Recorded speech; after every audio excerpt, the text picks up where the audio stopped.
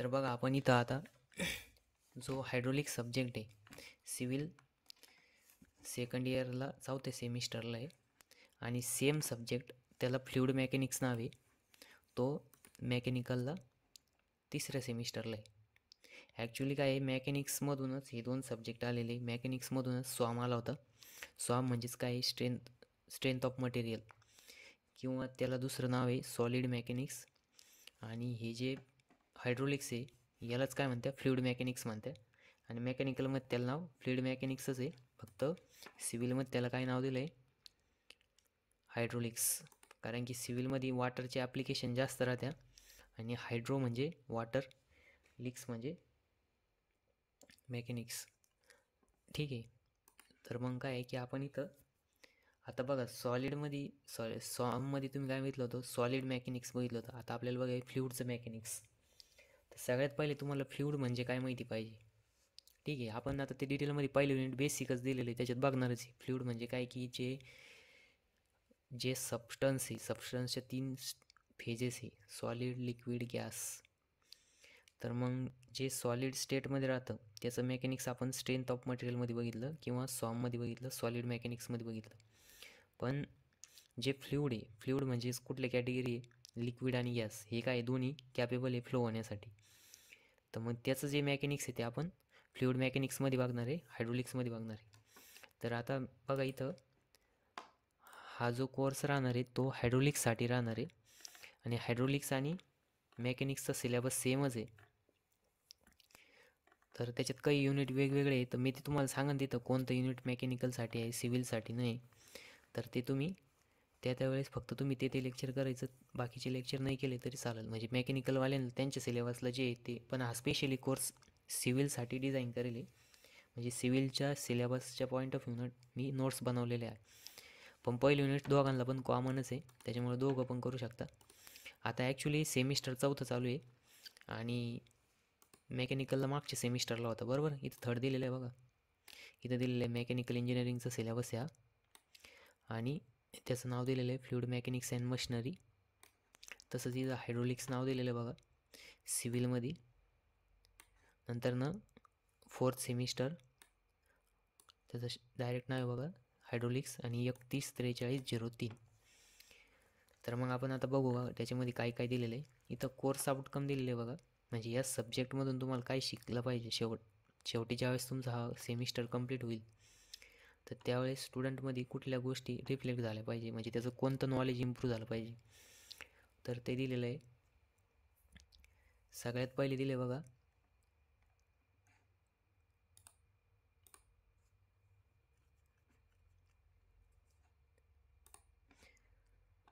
Student will able to achieve and demonstrate the following COs on completion of course base on learning.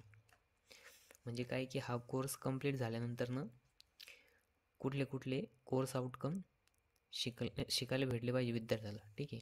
तर पहिलं दिलेलं आहे CO1मध्ये interpret the pressure parameters obtain from pressure measuring devices in liquids. आता ज्यावेळेस लिक्विडचा flow होणार आहे किंवा लिक्विड जे आहे त्याच्यामध्ये सपोज नाही का पाईपलाईनमधून फ्लो होत आहे, तर त्या पाईपलाईनमध्ये प्रेशर किती आहे, तर ते प्रेशर मेजर करण्यासाठी वेगवेगळे डिव्हायसेस यूज केले जाते.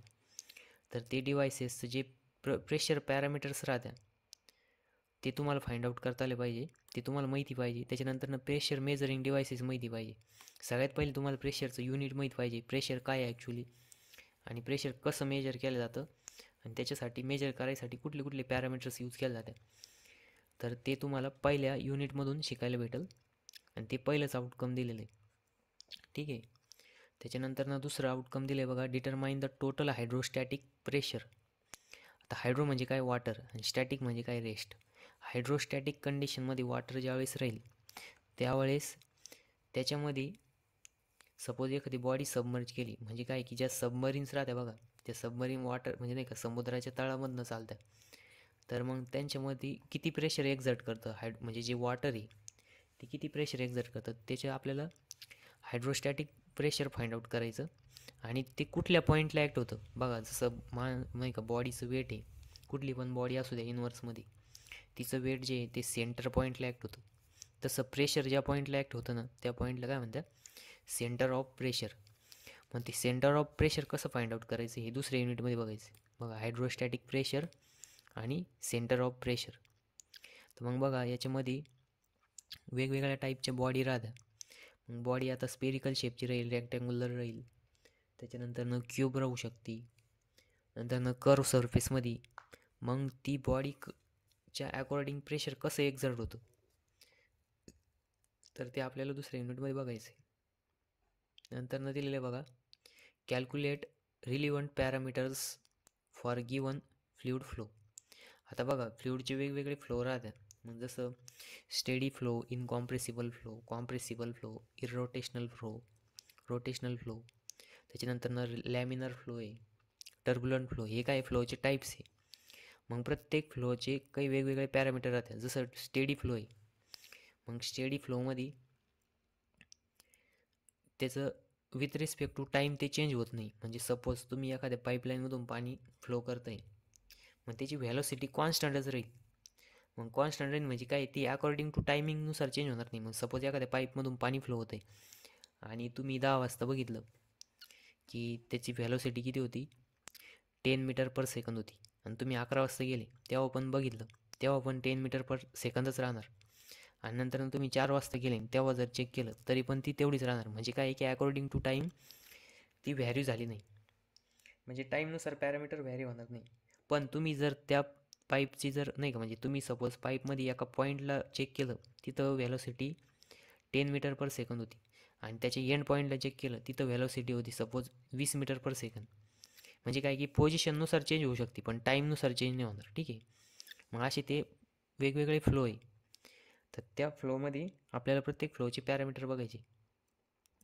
नंतरनं नेक्स्ट चौथा आउटकम दिलेलं आहे बघा, determine the head loss of flow through pipe. आता बघा मोठे पाईपलाईन डिझाईन केलं जातं.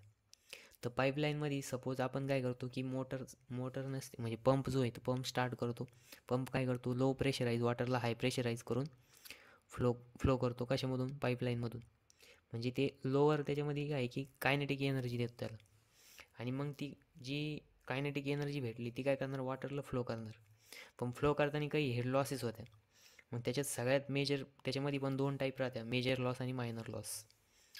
तर मेजर लॉस हा फ्रिक्शनमुळे होतो आणि मायनर लॉसेस हे बरेच पॅरामीटरमुळे होते. म्हणजे काय की सडन एक्सपान्शन, सडन कॉन्ट्रॅक्शन. नंतर जर आपण मधीच पाईपलाईन जर 90 डिग्रीमध्ये बेंड केली त्या केसमध्ये, किंवा त्या पाईपलाईनला आपण काय की काही वॉल्स बसवले, तर अशा केसमध्ये पण ते जे हेड राहतं त्याचा लॉस होतो. मग ते पण आपल्याला बघायचं आहे. वेगवेगळ्या सिच्युएशनमध्ये कोणते कोणते लॉसेस होत्या आणि ते कसे डिटरमाइन केले जातात हे तुम्हाला त्या चौथ्या युनिटमध्ये शिकायला भेटेल. ठीक आहे. नंतर नेक्स्ट बघा, find the relevant fluid flow parameters in open channel flow. आता जसं बघा पार्ट जो वाहतो तो काय एक ओपन चॅनल फ्लो आहे. मग त्या ओपन चॅनल फ्लोमध्ये वेगवेगळे पॅरामीटर्स राहतात फ्लुइड फ्लोचे. तर ते आपल्याला शेवटच्या युनिटमध्ये बघायचं आहे. त्याच्यानंतर हा जो कोर्स आहे बघा, आता तुम्ही इथं यांचे आउटकम्स वेगळे आणि मेकॅनिकलचे आउटकम्स मेकॅनिकलच्या ॲप्लिकेशननुसार वेगळे, पण नियर अबाउट सेमच आहे, जास्त काही फरक नाही. नंतर नेक्स्ट बघा, हा जो सब्जेक्ट आहे, हा सब्जेक्टचा इथं कोड दिलेला आहे बघा. नंतर इथं त्याची लर्निंग हावर्स दिलेले आहे. म्हणजे काय की थेरीचं एका हप्त्यामध्ये 4 लेक्चर पाहिजे. नंतर प्रॅक्टिकलचं एक प्रॅक्टिकल पाहिजे. नंतर हा सब्जेक्टला 30 मार्काचे युनिट टेस्टचे मार्क आहे आणि 70 मार्क हे चा पेपर होणार आहे 3 तासाचा. ठीक आहे. पेपर ड्युरेशन पण दिले इथं. नंतर टोटल मार्क 100 याला आणि तुम्हाला 40 मार्क पासिंगला आहे. नंतर प्रॅक्टिकलला 25 मार्क आहे, त्याच्यात तुम्हाला मिनिमम 10 मार्क घ्यायचे आहे. नंतर इथं SAPR दिलं आहे, म्हणजे हे काय आहे की 25 मार्काची ओरल आहे या सब्जेक्टला. आणि नंतर SLA मध्ये बघा, एक तर तुम्ही मायक्रो प्रोजेक्ट बनवायचा, अदरवाईज तुम्हाला समिटिव्ह असेसमेंट, म्हणजे तुम्हाला ते जे फॅकल्टी राहील ते काय करू शकता, असाइनमेंट देऊ शकता. त्या असाइनमेंट लास्टला तुम्हाला सबमिट करायचे. आणि इथं दिलेलं आहे हा सब्जेक्ट टोटल 175 मार्कसाठी आहे आणि याला 4चं क्रेडिट आहे या सब्जेक्टला. ठीक आहे, म्हणजे इम्पॉर्टंट सब्जेक्ट आहे. नंतर इथं बघा सिलेबस दिलेला आहे. आणि आता इथं तुम्ही मेकॅनिकलचा पण सिलेबस जर बघितला, मेकॅनिकलला पण सेमच आहे, 175 मार्कला हा सब्जेक्ट. तर ॲक्च्युली बघा इथं हायड्रोलिक्सची ओव्हरऑल नाही, सॉरी तुम्हाला मी सांगितलं एक्सटर्नल ओव्हरऑल नाही, ते ॲट द रेट दिलेलं आहे. म्हणजे याचा अर्थ इंटरनल असेसमेंट आहे आणि मेकॅनिकलसाठी ते एक्सटर्नल राहतं, ठीक आहे. तर मग इथं काय एक्सटर्नल नाही तुम्हाला, इंटरनल, कारण की इथं ॲट द रेट दिला आहे बघा खाली. तर ॲट द रेटचा मिनिंग काय राहतो, इंटरनल असेसमेंट आहे. म्हणजे तुम्हाला याला एक्सटर्नल पण नाही.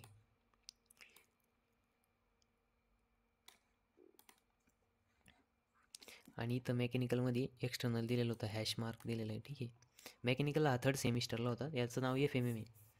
मग आता तुम्ही जर इथं सिलेबस जर बघितला, पहिलं युनिट मेकॅनिकलमध्ये काय इथं नाव दिलेलं आहे, properties of fluid and pressure measurement. आणि इथं हायड्रोलिक्समध्ये काय नाव दिलं आहे, प्रेशर मेजरमेंट दिलेलं आहे. पण त्याच्यामध्ये बस स्टार्टिंगला टेक्निकल टर्म्स दिलेले आहे आणि त्याच्यामध्ये दिलेलं आहे बघा सेमच आहे, पहिलं युनिट सेम आहे दोन्हीसाठी. तर मेकॅनिकलची मुलं पण करू शकता आणि सिव्हिलचे पण बघू शकता. सिव्हिलच्यासाठी तर कोर्सेस आहेत ते तर बघू शकता, पण मेकॅनिकलचे पण करू शकता, ठीक आहे. तर मग इथं सगळ्यात पहिले हायड्रोलिक्समध्ये दिलेलं आहे प्रेशर मेजरमेंट. त्याच्यामध्ये पहिले टर्म्स दिलेले टेक्निकल टर्म यूज. तर सगळ्यात पहिले तुम्हाला फ्लुइड म्हणजे काय माहिती पाहिजे. नंतरनं दिलेलं आहे फ्लुइड मेकॅनिक्सची डेफिनेशन माहीत पाहिजे. नंतरनं हायड्रोलिक्स, हायड्रोस्टॅटिक, हायड्रोडायनॅमिक्स, आयडियल आणि real fluid, applications of hydraulics in civil engineering field. म्हणजे या टेक्निकल टर्म्स आहे. सगळ्यात बेसिक फ्लुइड माहीत पाहिजे, फ्लुइड मेकॅनिक्स म्हणजे काय. मग फ्लुइड मेकॅनिक्समधून हायड्रोलिक्स, हायड्रोस्टॅटिक आणि हायड्रोडायनॅमिक कसं वेगळं झालं, म्हणजे या 3 सब ब्रँचेस आहे. नंतरनं आयडियल फ्लुइड आणि रिअल फ्लुइड म्हणजे काय, आणि सिव्हिल इंजिनिअरिंगमध्ये कुठं कुठं ॲप्लिकेशन राहत्या ते बघायचे, ठीक आहे. नंतरनं फिजिकल प्रॉपर्टीज ऑफ फ्लुइड. मग आता फ्लुइडच्या फिजिकल प्रॉपर्टीज कुठल्या कुठल्या राहतात. आता फिजिकल प्रॉपर्टी म्हणजे काय की मास डेन्सिटी, त्याच्यानंतरनं weight density, specific volume, specific gravity, surface tension, त्याच्यानंतरनं कॅपिलरी ऑफ वॉटर, नंतरनं व्हिस्कोसिटी. मग व्हिस्कोसिटीचं युनिट माहिती पाहिजे, आणि व्हिस्कोसिटीलाच कधी कधी डायनामिक व्हिस्कोसिटी पण म्हणतात, आणि कायनामेटिक व्हिस्कोसिटी. आता ही कायनामेटिक व्हिस्कोसिटी आणि व्हिस्कोसिटीत फरक आहे, ठीक आहे. आणि याच्यावरती एक लॉ आहे, न्यूटन्स लॉ ऑफ व्हिस्कोसिटी, तर तो पण आपल्याला बघायचा आहे. त्याच्यानंतरनं तिसरा पॉईंट जो दिलेला आहे, व्हेरियस टाईप ऑफ प्रेशर. आता प्रेशर म्हणजे काय, तर एक्झामच्या वेळेस जे प्रेशर येतं ते प्रेशर म्हणजे प्रेशर नाही हे वेगळं आहे. तर हे प्रेशर म्हणजे लिक्विड किंवा फ्लुइड जे आहे ते फ्लुइड प्रेशर एक्झर्ट करतं. तर ते प्रेशर का बरं एक्झर्ट होतं, प्रेशर म्हणजे काय. मग प्रेशर हेड राहतं. त्याच्यानंतरनं प्रेशरचा एक पास्कलचा लॉ आहे आणि त्याचे ॲप्लिकेशन्स बघायचे. नंतरनं प्रेशरचे वेगवेगळे टाईप्स आहे बघा, ॲब्सोल्यूट प्रेशर, गेज प्रेशर, नंतरनं ॲटमॉस्फेरिक प्रेशर. बघा आता आपण जे नॉर्मल ॲटमॉस्फेरिक कंडिशनला राहतो त्यावेळेस पण काहीतरी नॉर्मल ॲटमॉस्फेरिक प्रेशर असतं. नंतर लास्टला आहे व्हॅक्यूम प्रेशर, ठीक आहे. तर vacuum pressure, atmospheric pressure, absolute pressure आणि गेज प्रेशर यांच्यामध्ये रिलेशन काय राहतं ते पण बघायचे. त्याच्यानंतरनं हे प्रत्येक प्रेशरची डेफिनेशन बघायची. नंतरनं तुम्हाला याच्यावरती प्रॉब्लेम पण येऊ शकतो. नंतर लास्टचा पॉईंट दिलेला आहे प्रेशर मेजरिंग डिव्हायसेस. हे सगळ्यात इम्पॉर्टंट आहे आणि इथून तुम्हाला 6 मार्कच न्यूमरिकल इन पेपरला. वरच्या ह्याच्यामधून थिअरीचे क्वेश्चन येतील आणि 4 मार्काचे प्रश्न किंवा तुम्हाला न्यूमरिकल येऊ शकतं छोटे छोटे, ठीक आहे. पण हे जे प्रेशर मेजरमेंट आहे इम्पॉर्टंट आहे, याच्यामधून तर 100% एक 6 मार्काचा किंवा 4 मार्काचा प्रॉब्लेम येणार म्हणजे येणार. तर त्याच्यामध्ये प्रेशर मेजरिंग डिव्हायसेसमध्ये सगळ्यात पहिलं पिझोमीटर आहे. नंतरनं simple U tube differential manometer, inverted U tube differential manometer, Bourdon tube pressure gauge. आता हे सगळे काय आहे प्रेशर मेजरिंग डिव्हायसेस. सगळ्यात पहिले तुम्हाला प्रेशरचं युनिट माहीत पाहिजे आणि कुठलं डिव्हाइस कुठे यूज करतं आणि ते कसं यूज केलं जातं, त्याच्यावरती प्रेशर कसं फाइंड आउट केलं जातं, त्याची न्यूमरिकल पण आहे, थिअरी पण आहे. तर हे दोन्ही पण आपण बघणार आहे. इथं बघा या नोट्स आहे. तर ह्या नोट्स जर तुम्हाला पाहिजे असेल तर तुम्ही आता बघा हे नोट्स तुम्हाला इनिशियली जर पाहिजे असेल तर तुम्ही मला व्हॉट्सअप करू शकता. त्याच्यानंतर टेलिग्रामचं एक चॅनल पण आहे, तर ते चॅनल मी इथं डिस्क्रिप्शनमध्ये देईल. तिथनं तुम्ही त्याच्यावरती जाऊन त्या चॅनलला कनेक्ट होऊ शकता. त्या चॅनलमध्ये जर तुम्ही कनेक्ट झाले की तुम्हाला तिथं ती ही जी नोट्स आहे ह्याची PDF पण भेटेल. त्याच्यानंतर ही फर्स्ट युनिटची PDF आहे. आता अजून ही काही बनवायची बाकी आहे. तर कंप्लीट झालेली म्हणजे नाही का, तुमचं जसं जसं लेक्चर चालू आहे तसं मी तुम्हाला आता जेवढी कंप्लीट झाली तेवढी तिथं त्या ग्रुपमध्ये सेंड करून देईन, किंवा तुम्ही इथं व्हॉट्सअप नंबर दिलेला आहे बघा, या व्हॉट्सअप नंबरला पण कॉन्टॅक्ट करून तुम्हाला जर पाहिजे असेल तर मी तुम्हाला सेंड करून देईल. ठीक आहे. तर एकदम सिम्पल लँग्वेजमध्ये आणि विथ वेगवेगळ्या इमेजेस वगैरे ॲप्लिकेशन बेस इमेजेस आहे, आणि तुम्हाला एकदम म्हणजे प्रॅक्टिकली कसं हायड्रोलिक्स वर्क करतं किंवा फ्लुइड मेकॅनिक्सचं ॲप्लिकेशन कुठंही, तर ते सगळे एकदम डिटेलमध्ये त्याच्यात दिलेले आहे, एकदम सोप्या भाषेमध्ये विथ डायग्रॅम्स वगैरे. तर ही नोट्स तुम्हाला पाहिजे असेल तर मी तुम्हाला सेंड करून देईल. ठीक आहे. तुम्ही याची प्रिंटआउट पण काढू शकता, आणि तुम्ही ज्यावेळेस पण लेक्चर करशाल त्यावेळेस काय करायचं, तुम्ही पेन आणि वही घेऊन बसायचं आणि मी जे जे सांगेन ते तुम्ही राईट करायचं. म्हणजे कसं की लिहून वाचून जर अभ्यास केला ना तर तो जास्त लक्षात राहतो. जर नुसते लेक्चरच केले आणि नंतर ज्यावेळेस अभ्यास करायला बसशाल त्यावेळेस परत ते विसरल्यासारखं होईल. पण तुम्ही ज्यावेळेस नाही का म्हणजे लिहून वाचून अभ्यास करते त्यावेळेस तो जास्त लक्षात राहतो. शिकवताना मी जे पण तुम्हाला सांगेन ते तुम्ही काय करायचं, लिहून घ्यायचं. ठीक आहे. तर असं एकदम इमेजेस वगैरे देऊन इथं प्रॉपर बनवलेले नोट्स. तुम्ही याची प्रिंटआउट पण काढू शकता तुम्हाला पाहिजे असेल तर. आणि या नोट्समध्ये काही नोटेशन जे आहे तर ते वेगळे, म्हणजे तुमच्या बुकमध्ये काही नोटेशन वेगळे, म्हणजे काय की नोटेशन वेगवेगळे असू शकतं. म्हणजे काय की बुकमध्ये काही ठिकाणी व्ही घेतला असेल तर मी व्ही म्हणजे काय व्हेलोसिटी आहे, आणि मी व्हेलोसिटीसाठी यू घेतला आहे काही ठिकाणी. तर ठीक आहे, म्हणजे ते थोडेफार नोटेशन वेगळे राहील. मी तुम्हाला सांगेन त्यावेळेस की तुम्ही जे बुक रेफर करता त्याच्यामध्ये कुठं काय नोटेशन दिलेलं आहे आणि इथं मी कोणतं दिलं आहे. ठीक आहे. तर मग आता आपण बघू. हे बघा ही फ्रंट पेज आहे. नंतर इथं बघा हायड्रोलिक्स म्हणजेच काय फ्लुइड मेकॅनिक्स, तर त्याचे ॲप्लिकेशन्स कुठं कुठे बघा. तर इथं एक हेलिकॉप्टर दाखवलेलं आहे. त्याचा फॅन जो आहे तो लिफ्ट फोर्स जनरेट करतो अगेन्स्ट द ग्रॅव्हिटी. तर इथं बॉटम म्हणजे नाही का फॅनच्या जी खालची साईड तिथं हाय प्रेशर राहतं आणि वरती काय राहतं, लो प्रेशर राहतं. त्याच्यानंतर बघा इथं पाठीमागच्या साईडला एक फॅन दिलेला आहे. तो काय करणार आहे, स्पीड इम्प्रूव्ह करणार आहे. आणि हा काय आहे, लिफ्ट करणार आहे. म्हणजे याचे तिथं जे 2 फॅन दिले त्यांचे वेगवेगळे ॲप्लिकेशन आहे. नंतर हार्ट बघा, हार्ट काय करतं, पूर्ण बॉडीमध्ये ब्लड सर्क्युलेशन करायचं काम करतं. ब्लड सर्क्युलेशन करायचं म्हणजेच काय आहे की ती एक प्रकारे पंपसारखं काम करतं. बट ॲक्च्युली पंप काय नुसतं सप्लाय करायचं काम करतो, पण हे हार्ट जे आहे ते आपलं ब्लड जे राहतं त्याला फिल्टर पण करतं आणि त्यासोबत ते सर्क्युलेट पण करतं. हे दोन्ही पण नॉनस्टॉप. म्हणजे काय की हार्ट बघा, आपण झोपलो तरी हार्ट वर्क करीत राहतं. म्हणजे ते 24 आवर काम करतं नॉनस्टॉप. ठीक आहे. हार्ट ज्या दिवशी बंद होईल त्यावेळेस आपला कार्यक्रम संपला. म्हणजे हार्ट पण एक फ्लुइड मेकॅनिक्सच्या कन्सेप्टवरती काम करतं. कधी कधी बघा हार्टबीट वाढतं, म्हणजे काय की ब्लड प्रेशर इन्क्रीज होतं. मग कधी कधी एकदम ब्लड प्रेशर कमी पण होतं. मग काय की ते का बरं होतं, तर ते कधी कधी नाही का म्हणजे तब्येत ठीक नसेल वगैरे, किंवा आपण प्रॉपर जे नाही का जेवण म्हणजे बऱ्याच गोष्टी राहतात त्याच्या पाठीमागं. कधी कधी हार्ट अटॅक पण येतो बघा, हार्ट अचानक ब्रेक होऊन जातं, मग त्याला काय म्हणतो, हार्ट अटॅक म्हणतो. ठीक आहे. तर इथं ह्या नोट्समध्ये जो QR दिलेला आहे, हा QR जर स्कॅन केला तर तुम्ही गुगल ड्राईव्हच्या एका फोल्डरला जाणार आणि त्या फोल्डरवरून तुम्ही काय की नोट्स डाउनलोड करू शकता. म्हणजे ठीक आहे, तिथनं तुम्हाला पाहिजे असेल त्या सगळ्या गोष्टी तिथनं डाउनलोड करू शकता. ठीक आहे.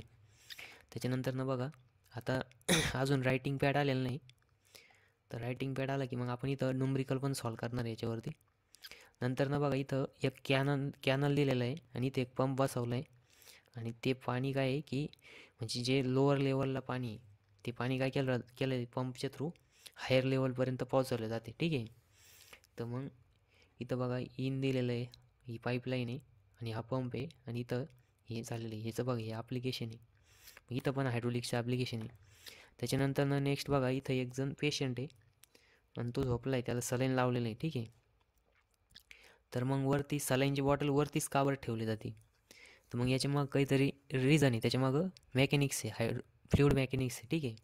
तर मग वरच्या बाजूला बघा लोअर प्रेशर राहतं आणि खाली हायर प्रेशर राहतं. म्हणजे काय की आपण जसं जसं पृथ्वीवरती एका हाईटला जाऊ तसं तसं प्रेशर काय होतं, कमी कमी होत जातं. आणि जसं जसं आपण डेप्थमध्ये जाऊ अर्थच्या, तसं तसं प्रेशर काय होतं, इन्क्रीज होत जातं. तर ते तुम्हाला पुढं हायड्रोस्टॅटिक लॉमध्ये येणारच आहे. तर मग बघा ते सलाईन जे आहे ते हायर लेवलला आहे ना सध्या, म्हणजे ते लोअर प्रेशरला आहे. मग प्रेशर काय करतं, lower level to higher level flow व्हायचा प्रयत्न करतं. तर मग ते वरच्या बाजूनं अगेन्स्ट द ग्रॅव्हिटी खाली फ्लो होतं आणि मग ते आपल्या बॉडीमध्ये जातं, ठीक आहे. नंतर ना इथं दिलेलं आहे बघा, आता हा एक पक्षी आहे, तो हवेत उडतोय. मग त्याला फ्रंट साईडनं जो स्ट्रीमच्या डायरेक्शनमध्ये जो फ्लो राहतो, तर तिथं ड्रॅग फोर्स त्याला काय करतो, अपोज करतो. तसं सेम वॉटरमध्ये पण राहतं बघा. मग जसं इथं याच्यामध्ये लिफ्ट फोर्स तसंच इथं फ्रंट डायरेक्शनमध्ये ड्रॅग फोर्स असतो. मग बघा पूर्वीच्या काळामध्ये ज्या गाड्या होत्या फोर व्हीलर, तर त्यांची डिझाईन कशी अशी बॉक्स टाईप होती, पण आताची कशी आल्या फुल्ली एरोडायनामिक आल्या, जेणेकरून एअर रेजिस्टन्स काय झाला पाहिजे, कमी झाला पाहिजे, ठीक आहे. तर म्हणजे हे एक पण हायड्रोलिक्सचं ॲप्लिकेशन आहे.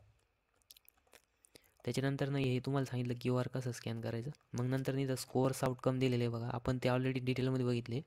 हा सब्जेक्ट 175 मार्कला आहे, सिलेबसमध्ये आपण बघितलं आहे. नंतर हे जे प्रेशर मेजरमेंट पहिलं युनिट जे आहे ते 14 मार्कासाठी, किती मार्कासाठी आहे, 14 मार्कासाठी. म्हणजे 70पैकी ह्या युनिटमधून कंपल्सरी 14 मार्काची क्वेश्चन येणार आहे. मॅक्सिमम 20 मार्काची पण येऊ शकता. तर हे युनिट जे आहे याच्यामधून मॅक्सिमम जे प्रेशर मेजरमेंट जे दिलेलं आहे, म्हणजे बघा हे जे दिलेलं आहे ना, इथून तुम्हाला एक 6 मार्काचं न्यूमरिकल फिक्स येणार. त्याच्यानंतर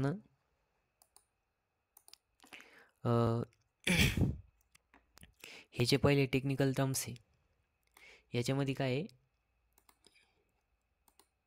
की इथनं तुम्हाला एक डेफिनेशन वगैरे येणार फिक्समध्ये. नंतर हे फिजिकल प्रॉपर्टीज जे आहे याच्यावरती थोडे तुम्हाला एक न्यूमरिकल येऊ शकतं 2 मार्काचं. नंतर मास डेन्सिटी वगैरे जे दिलेले आहेत जेवढे पण टर्म्स आहे, किंवा न्यूटन्स लॉ ऑफ व्हिस्कोसिटी याच्यावरती पण तुम्हाला 2 मार्काचं किंवा 4 मार्काचा प्रश्न येऊ शकतो, किंवा त्याच्यावरती ते तुम्हाला लॉ लिहायला येऊ शकतो पेपरमध्ये, ठीक आहे.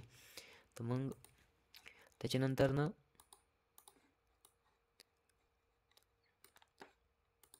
सगळ्यात पहिले आपल्याला बघायचं आहे आता फ्लुइड नंतर fluid mechanics, hydraulics, hydrostatic, hydrodynamic, ideal and real fluid, applications of hydraulics in civil engineering. म्हणजे सिव्हिल इंजिनिअरिंगच्या पॉईंट ऑफ व्ह्यू कुठले कुठले ॲप्लिकेशन्स आहे. फिजिकल प्रॉपर्टीमध्ये मास डेन्सिटी, नंतर वेट डेन्सिटी, स्पेसिफिक व्हॉल्यूम, आणि या सगळ्या प्रॉपर्टीज आपल्याला 1 बाय 1 बघायचे आहे. नोट्समध्ये पुढे दिलेलेच ते, ठीक आहे. प्रेशर मेजरिंग डिव्हायसेसमधून तुम्हाला इथं एक 6 मार्काचा प्रश्न येणार 100%. त्याच्यानंतर इथे एक 2 मार्काचा किंवा 4 मार्काचा प्रश्न येऊ शकतो इथून, ठीक आहे. आणि बाकी मग इथं हे पास्कल्स लॉ वगैरे थिअरीचा क्वेश्चन जर आला तर तो पण 2-4 मार्काला, 2 किंवा 4 मार्काला येऊ शकतो. पण 6 मार्काचा जो प्रेशर मेजरमेंटचा क्वेश्चन तो या मेजरिंग डिव्हायसेसमधून येऊ शकतो. त्याच्यानंतर नेक्स्ट बघा, आता आपल्याला इथं थिअरी लर्निंग आउटकम्स दिलेले या युनिटमधले. तर हे काय आपण वाचून घेऊ ते नंतर ठीक आहे. आता बघा टेक्निकल टर्म्स दिलेल्या पुढं, तर हे आपण उद्यापासून म्हणजे पुढच्या लेक्चरपासून बघणार आहे सगळं, ठीक आहे. तर मग आता सध्या माझ्या इथं रायटिंग पॅड नाही, रायटिंग पॅडमुळं मग आपण ते लिहून वाचून, आणि तुम्ही शिकवायच्या वेळेस काय की तुम्ही पेन आणि वही ठेवायचं सोबत, आणि ज्या ज्या गोष्टी सांगाल त्या लिहून घ्यायच्या. म्हणजे लिहून वाचून जर अभ्यास केला तर तो जास्त लक्षात राहतो आणि समजतो पण, आणि कॉन्सन्ट्रेशन पण राहतं. जर तुम्ही नुसतंच लेक्चर ऐकत राहिले तर मग काय होतं, कॉन्सन्ट्रेशन राहत नाही, मन कसं थोडं भटकतं. तर मग त्याला गुंतून ठेवायसाठी मग आपले हात जर चालला, म्हणजे हाताने पेन जर चालला तर आपलं कॉन्सन्ट्रेशन कशावर राहील, हातावर आणि पेनावर राहील, आणि आपलं कॉन्सन्ट्रेशन अभ्यासावर राहील, ठीक आहे. तर एकदम म्हणजे व्यवस्थित नोट्स वगैरे याच्यात दिलेले पुढं, तर आपण ते बघू उद्यापासून आता, ठीक आहे. तर पहिलं युनिट किती मार्काला आहे, 14 मार्काला आहे, लक्षात ठेवा. आणि मेकॅनिकलवाले पण करू शकता, कारण की इथं त्यांचं आणि यांचं पहिलं युनिट सेमच आहे, काही वेगळं नाही जास्त. तर मेकॅनिकलला 3rd सेमिस्टरला आहे आणि सिव्हिलला फोर्थ सेमिस्टरला आहे.